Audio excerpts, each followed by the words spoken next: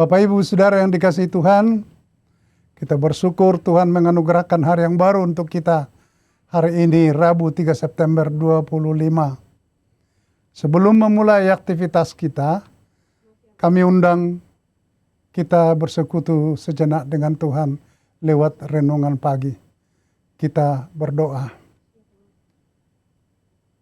Damai sejahtera Allah yang melampaui segala akal.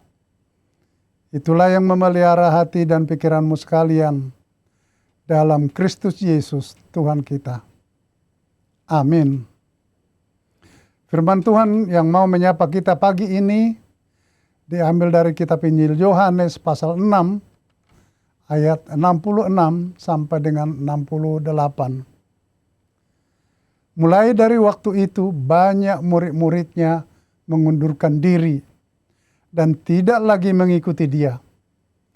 Maka kata Yesus kepada ke-12 muridnya, "Apakah kamu tidak mau pergi juga?" Jawab Simon Petrus kepadanya, "Tuhan, kepada siapakah kami akan pergi? Perkataanmu adalah perkataan hidup yang kekal." Firman Tuhan tidak selalu mudah dicerna dan dipahami. Karena itu ada yang dulu kelihatannya sudah ikut dalam barisan murid Yesus, tetapi oleh berbagai hal, situasi dan kondisi, ada yang kemudian mengundurkan diri. Karena Tuhan Yesus mengungkapkan bahwa mereka mengikuti Yesus bukan karena percaya, tetapi karena mereka sudah kenyang oleh roti pemberian, yaitu mujizat yang diperbuat Yesus. Karena mereka ditegur, mereka memilih mundur.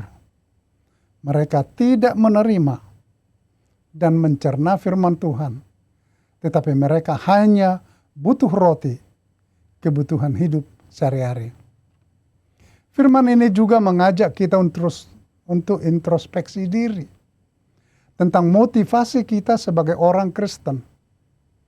Firman ini mau mengungkapkan bahwa ada orang yang kelihatannya rajin beribadah bukan karena sudah percaya atau ingin menjadi murid Tuhan, tetapi hanya untuk sesuatu kebutuhan pribadi. Jika hal itu tidak ditemukan, dia akan kecewa dan mengundurkan diri. Orang yang hanya ingin melihat mujizat, dia akan mudah murtad. Selanjutnya, orang yang sudah percaya kepada Tuhan Yesus, dia pasti akan mengalami karya Yesus, melihat serta mengakui berapa banyak berkat atau mujizat yang dia terima dari Tuhan. Jemaat yang dikasihi Tuhan, Yesus bertanya kepada muridnya yang 12 orang, apakah mereka akan pergi juga meninggalkan Tuhan Yesus? Apakah jiwa dan hati mereka sama dengan orang banyak yang sudah mengundurkan diri? Tuhan Yesus sebenarnya bukan tidak tahu,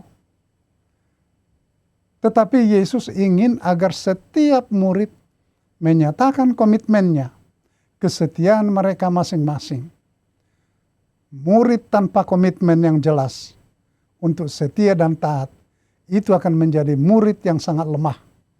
Mudah untuk murtad karena tidak punya pendirian yang jelas. Mudah untuk berkhianat kepada imannya.